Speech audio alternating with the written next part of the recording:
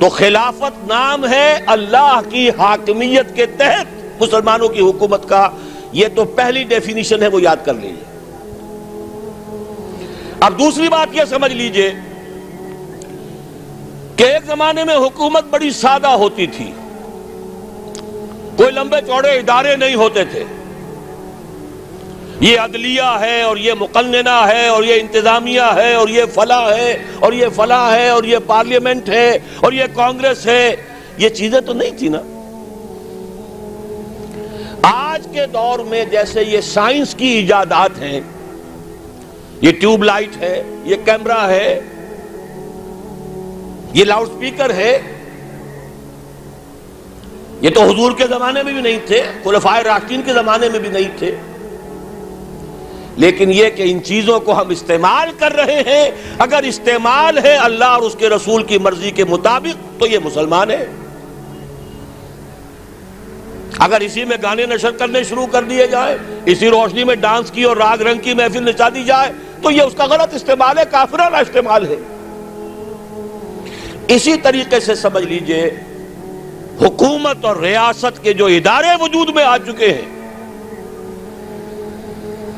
ان اداروں میں سے جو شے اسلام کے خلاف نہ ہو وہ لے کر صرف 3 چیزیں شامل کر دی جائیں تو خلافت بن جائے گی.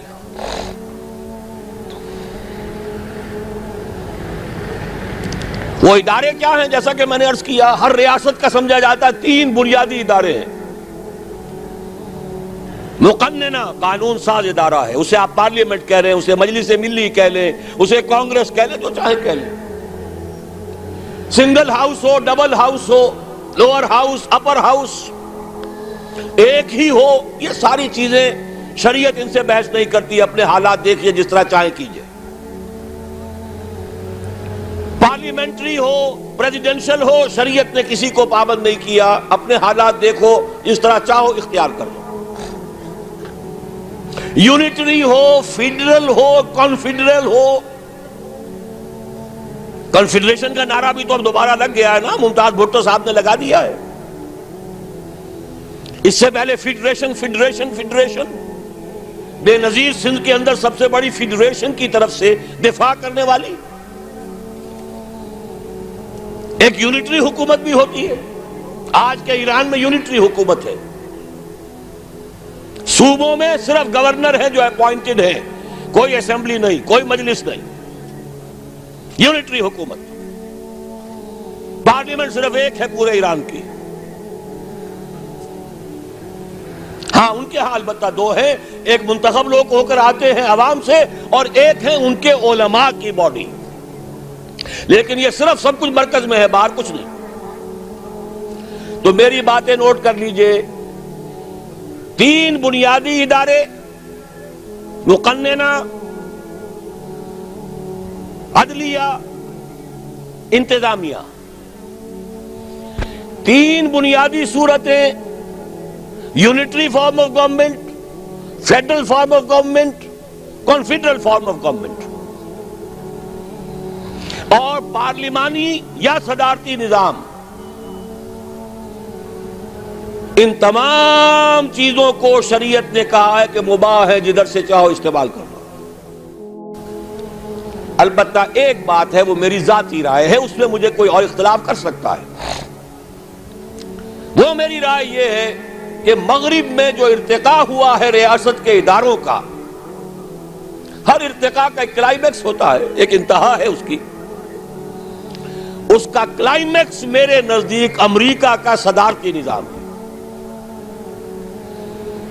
وہ میں بعد میں عرض کروں گا اس کا سبب کیا ہے. میرے نزدیک امریکہ کا جو پورا کانسٹیٹیوشن ہے، 3 چیزیں شامل کر دیجئے وہ خلافت بن جائے گا. پہلی چیز، اللہ کی حاکمیت طے کر دیا جائے. چاہے دستور کی پہلی دفعہ یہی ہو کہ اس ملک کا نام یونائٹڈ اسٹیٹس آف امریکہ ہے، یا ہم کہیں اس ملک کا نام پاکستان ہے، وغیرہ وغیرہ. لیکن جو بنیادی بات ہوگی، یہاں حاکمیت اللہ کی ہے، انسانوں کی نہیں. Divine sovereignty. سروری زیبا فقط اس ذات بے ہمتا کو ہے، حکمراں ہے ایک وہی، باقی بتان آزری۔ الحمدللہ پاکستان میں یہ چیز پہلے سے طے ہو چکی۔ مولانا مودودی مطالبہ لے کر کھڑے ہوئے، مولانا شبیر احمد عثمانی نے ان کا ساتھ دیا، اور خان لیاقت علی خان کے ہاتھوں قرارداد مقاصد پاس ہو گئی 12 مارچ 1949 کو۔ حاکمیت اللہ کی پہلی شرط پوری ہو گئی، دوسری شرط ابھی تک پوری نہیں ہو رہی، ہڈی پھنس جاتی ہے بار بار۔ دوسری دفعہ یہ ہونی چاہیے، یا تیسری کہہ لیجئے، لیکن میں جو گنتی بتا رہا ہوں 3 چیزیں، ان میں دوسری یہ طے ہو جائے، اعلان کر دیا جائے یہاں کوئی قانون کسی بھی سطح پر، صوبائی ہو، مرکزی ہو، میونسپل کمیٹی کا ہو، کاؤنٹی کا ہو، ڈسٹرکٹ بورڈ کا ہو، کسی ادارے کا ہو، کسی انجمن کا ہو، کوئی قانون سازی کتاب و سنت کے منافی نہیں ہو سکتی۔ اسی کے لیے 10 سال پہلے متحدہ شریعت محاذ بنا تھا، جونوجو صاحب کی حکومت، ضیاء الحق صاحب کی صدارت، اور 2 ہمارے سینیٹرز لے کر کھڑے ہوئے تھے، قاضی عبداللطیف صاحب اور مولانا سمیع الحق صاحب، اور ایک بڑا اتحاد ہو گیا تھا مسلمانوں کا۔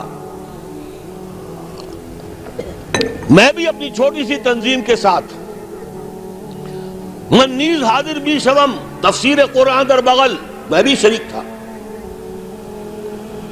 بہرحال وہ بیل منڈے نہیں چڑھ سکی۔ اب اس میں تفصیل میں نہیں جانا چاہتے، اس میں اپنوں کے کیا کرتوت ہیں اور دشمنوں کی کیا ریشہ دوانیاں ہیں۔ اس کے بعد پھر وہ بل پاس ہوا، لیکن یہ کہ اس کے بعد نواز شریف صاحب نے نفاذ شریعت آرڈیننس اسے قانون بھی بنا دیا، لیکن یہ طے کیا کہ اس کے لیے دستور کی ترمیم بعد میں آ جائے گی، وہ آج تک نہیں آئی، نواز شریف کی حکومت ختم ہو گئی۔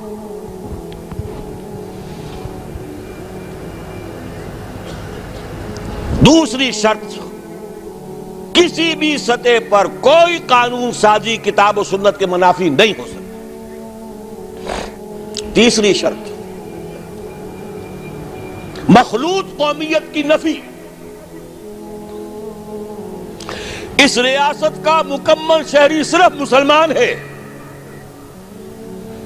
میں نے ڈیفینیشن میں کہا تھا، اللہ کی حاکمیت کے تحت مسلمانوں کی حکومت۔ جو اللہ کو نہیں مانتا، رسول کو نہیں مانتا، ان کے جان اور مال اور عزت کی حفاظت کی جائے گی۔ انہیں مذہبی آزادی حاصل ہے، مندر ہو، چرچ ہو، سینیگاگ ہو، جاؤ جس کو چاہو پوجو، پرسنل لا اپنا جو چاہو اس کے مطابق شادیاں کرو، تمہاری وراثت بھی اسی کے مطابق ہو جائے، اپنی اولاد کو، اپنی آئندہ نسل کو اپنا مذہب سکھاؤ، پڑھاؤ، لیکن 2 چیزوں میں تم شریک نہیں ہو سکتے۔ نمبر 1، قانون ساز ادارے کے رکن نہیں بن سکتے، اس لیے کہ قانون سازی کا منبع قرآن و سنت ہے، تم نہ قرآن کو مانتے ہو نہ سنت کو مانتے ہو۔ نمبر 2، اعلیٰ ترین سطح پر جہاں پالیسی کے فیصلے ہونے ہو وہاں کوئی غیر مسلم شریک نہیں ہو سکتا۔ چھوٹی ملازمتوں میں ہو، پروفیشنز میں ہو، کاروبار کرو، ملازمت کرو، فوج میں آؤ، سب کچھ کرو، ڈاکٹرز ہو، انجینئرز ہو، کام کرو، لیکن جو policy, highest level of policy making, وہاں غیر مسلم شریک نہیں ہوگا۔ کیوں؟ بڑی منطقی سی بات ہے۔ جیسے میں نے کہا، جب قانون سازی کا منبع قرآن و سنت، جو قرآن کو مانے نہ سنت کو، وہ کیسے قانون ساز ادارے میں شامل ہو جائے؟ کوئی عقل کی بات تو کرنی چاہیے۔